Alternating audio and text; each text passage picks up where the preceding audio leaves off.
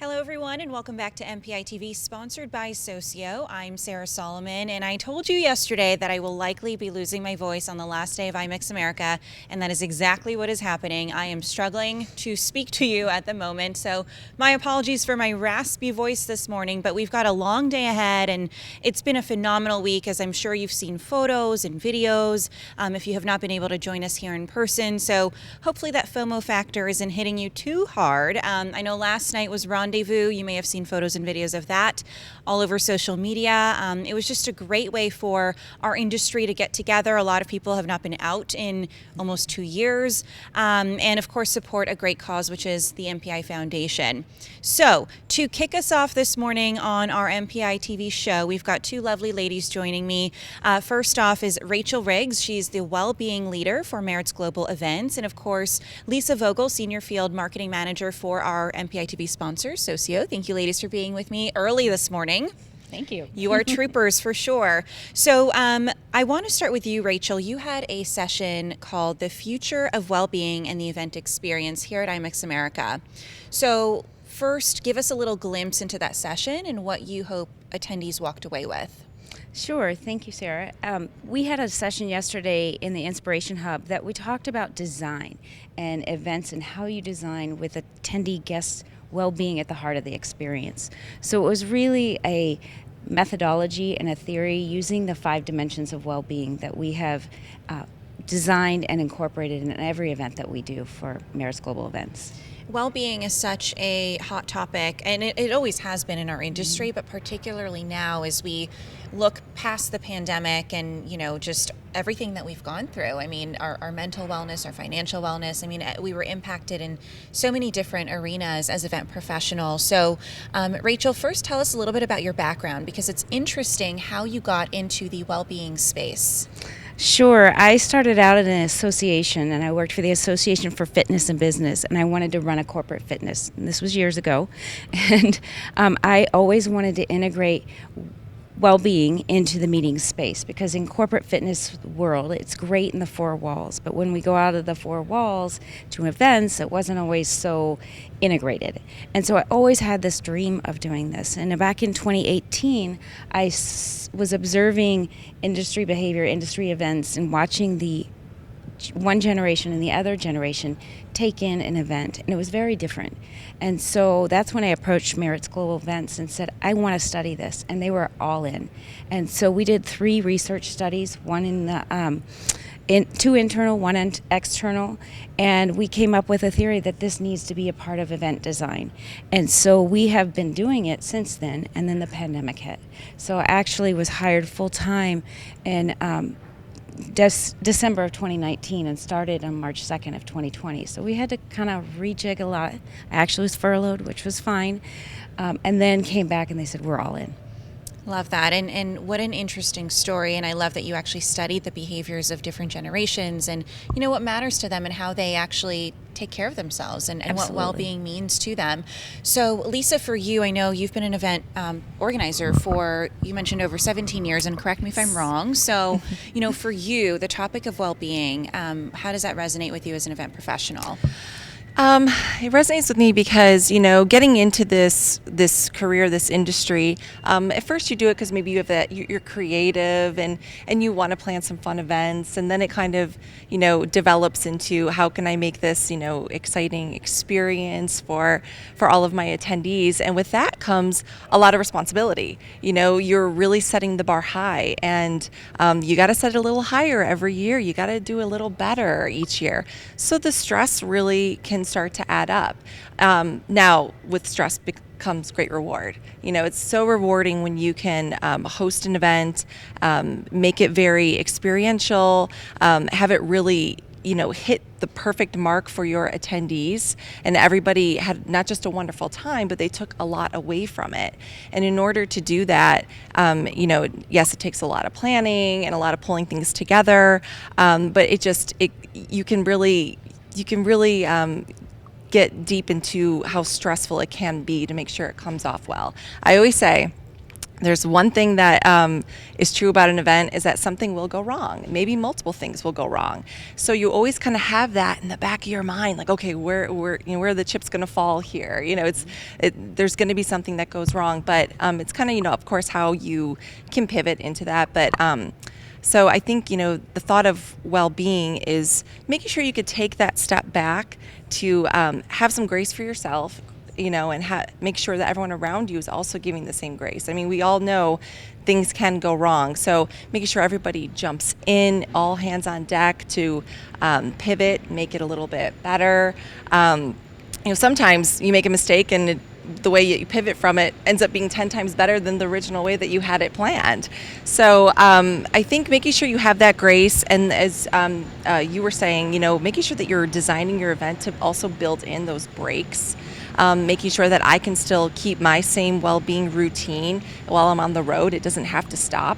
Can I call my child and my husband, from the road, and making sure that everybody is allowed to do that anywhere, and your attendees are as well. So, Lisa, I want to stick with you for a second because, of course, over the pandemic, event organizers had to pivot to on steroids, basically, right? So they had to learn new skills, new techniques, all virtual.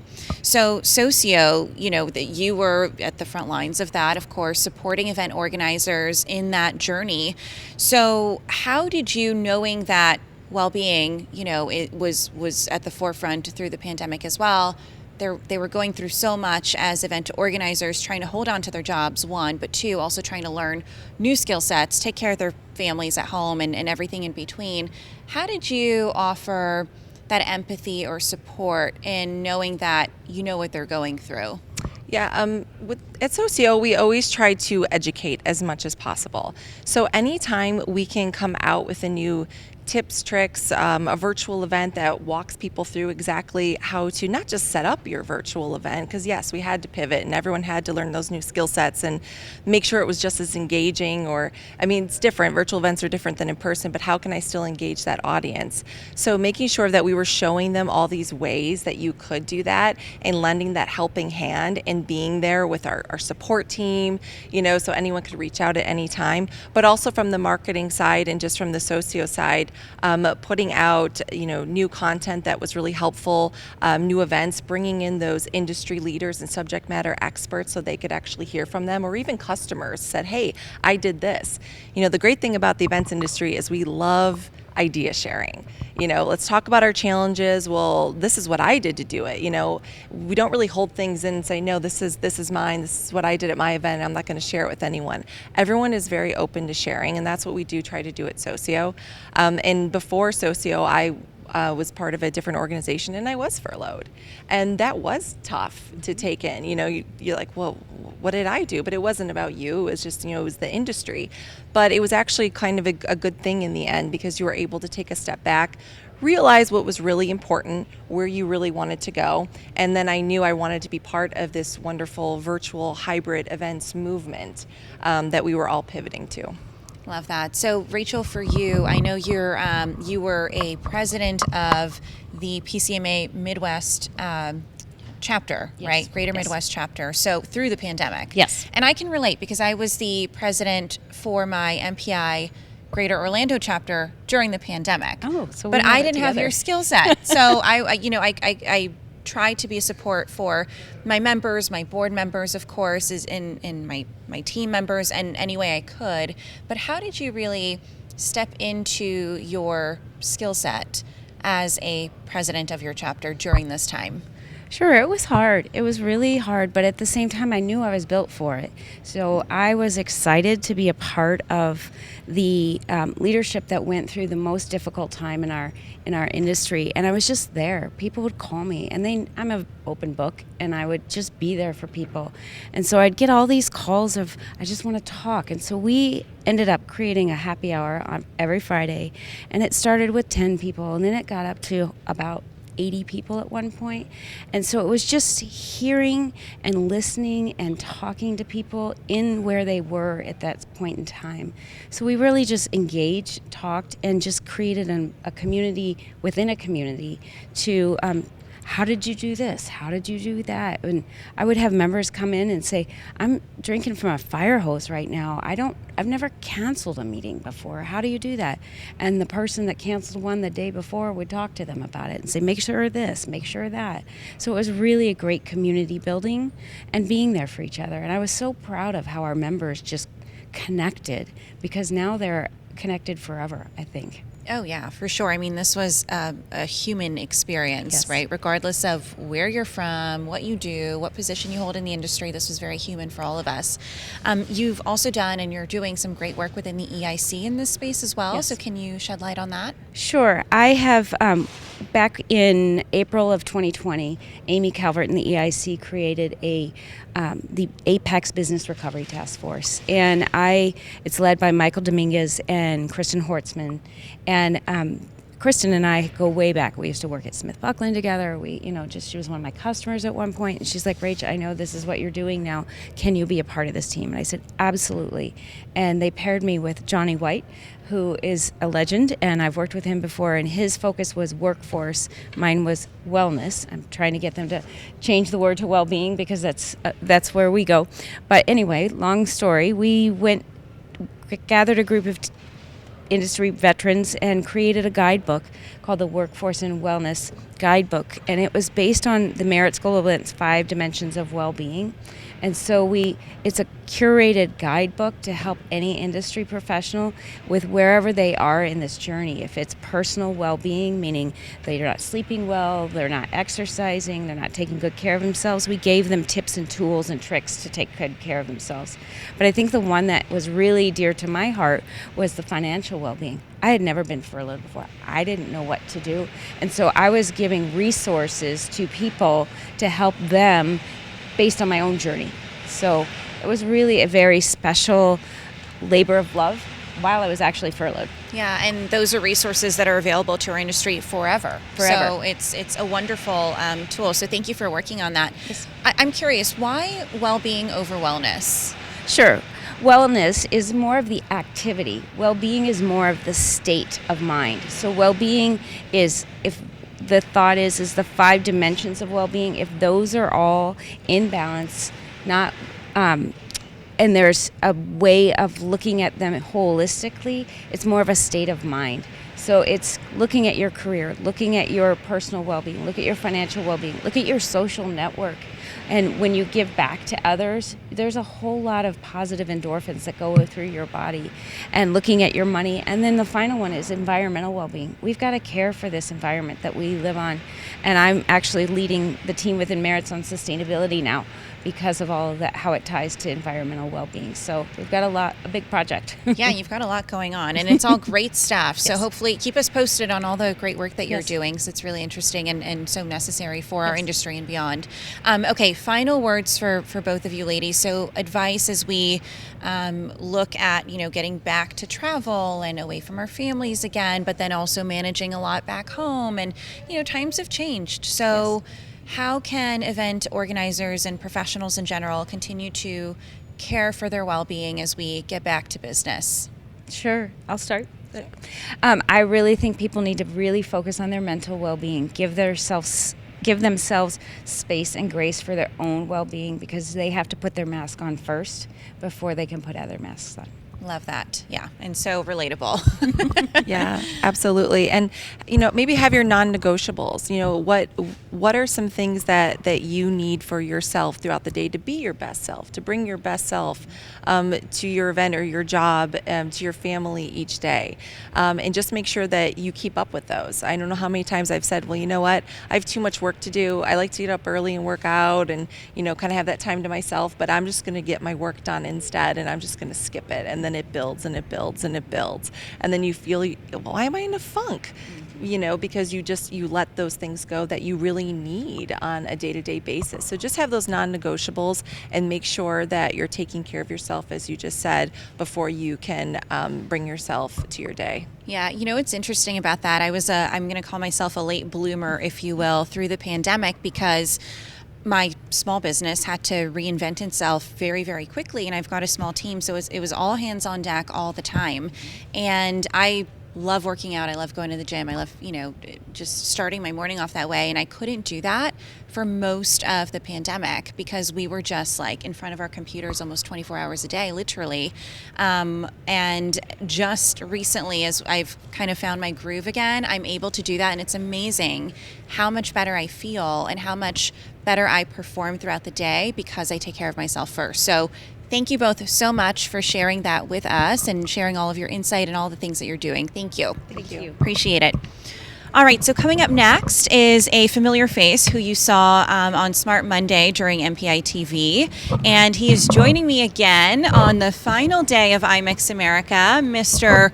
Rich Luna. Woo! Cue the applause. There you go. We've got a little audience here. Well, those are all my dance partners from last night. I wish we could turn the cameras around to see Ariel, Jessica, Meredith. They were all tearing it up last night. They were breaking it Rendezvous. down. They were breaking it down. And, awesome. It was a great event. Rendezvous, you mentioned it earlier. Support the MPI Foundation. We just had a wonderful turnout, and again, all to support scholarships and industry research. I mean, that's what it's all for. But it was a very fun night, and I think everybody had a good time. Yeah, I mean, it was a great way to, close out the week. I know we've got a whole day ahead of us here, but close out the week strong with folks that have been working hard throughout the past couple of years and, just we're ready to be together. And we have been talking about this all week, Rich, right? Like just the energy on the show floor. Yesterday, as I was walking around, people were like, this is the best IMEX America I've attended. And these are folks that have been to all 10 IMEX Americas, right? So how do you feel? I mean, you've attended these for quite a number of years now as well. What's your personal take on it? And we, as a journalist, as leading our media team at MPI, we try to kind of be very, careful with the accolades, the greatest, the best. But I do have to say, I think this has been the best IMEX show that I've attended. And my first one was in 2014. I think the energy level. It's not going to have the kind of attendance that the previous shows have had. It's not going to have the same number of hosted bar appointments and things like that. But just the energy of the meeting planners and the professionals here that are eager to get back to business. And business is happening. I talked to a number of folks on the floor, and they are getting leads. And that is ultimately what IMEX is about, is generating revenue and helping the destinations, have meetings and events. So it's been really good. Ray Bloom and Karina Bauer have a press conference this afternoon where they'll share final numbers, and I think they're going to be very pleased. Yeah, it'll be interesting to see what those final numbers are because it's been tremendously successful. It's interesting because part of why I think people are saying this is the best IMEX America is one, we've missed it, right? But two, it's real business happening because these are conversations that have been necessary over the past couple of years. I mean, people are coming with RFPs and they know exactly what they need, what they're looking for going into 2022 and beyond. So it's a different kind of conversation and it's faster business, right? Which makes for a better experience for all of us. So let's talk about your media team a little bit. You guys have been busy covering the industry through the pandemic. What's next and what's on the horizon? I know, WEC is going to Mexico for the first time in 2023, which is extremely exciting. So the lead up to that, we've got the 50th anniversary next year for MPI. So what are you all going to be working on? Well, it's been like a solid year of quick turnarounds. If you remember, we did have a WEC in 2019. We wanted to show that we could safely meet during a pandemic, and we got together in Grapevine. I think we had about 600 attendees in person, and then we had a very quick turnaround for WEC Las Vegas in June. Then now we're here with IMEX. Now we have a couple of months, actually less than that, to get ready for our European meeting, EMEC in Brighton, England. Our host committee from IMEX, we'll be in Brighton, the home of the IMEX group, and they're great partners, our largest strategic partner. So we'll be getting ready for EMEC and kind of education and networking for our European community.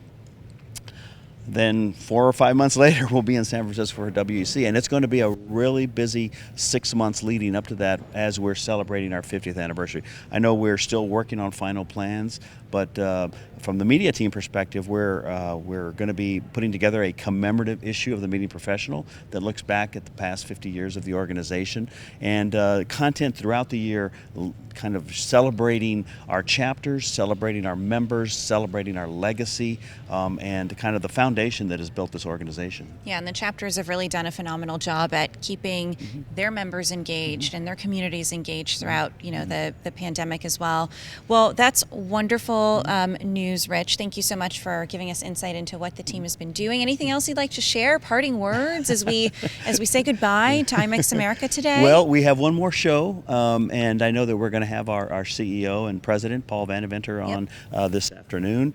He just, as we announced yesterday at MPI, he extended his contract for another 6 years. So we'll have his leadership now for the next 6 years. So he'll be on to talk about his perspective of the show. It'll be interesting to see. I mean, he sees it from a different level, and so it'll be interesting to see what he says. And then we'll also have someone from IMEX on board talking about their results and their perspective as well. So it'll be a great wrap up to the show this afternoon, and hope you all can continue to join us. That's right. Yeah, I couldn't have said it better myself. So as Rich just mentioned, 1:30 p.m.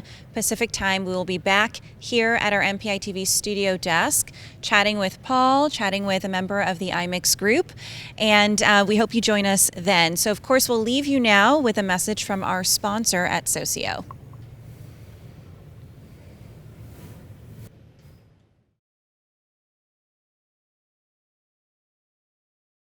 Socio, now a part of WebEx, is an end-to-end event management platform for virtual, in-person, and hybrid events.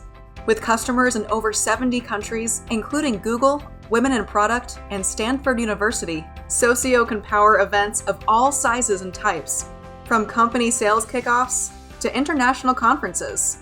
Create your unique event experience with our intuitive drag-and-drop platform.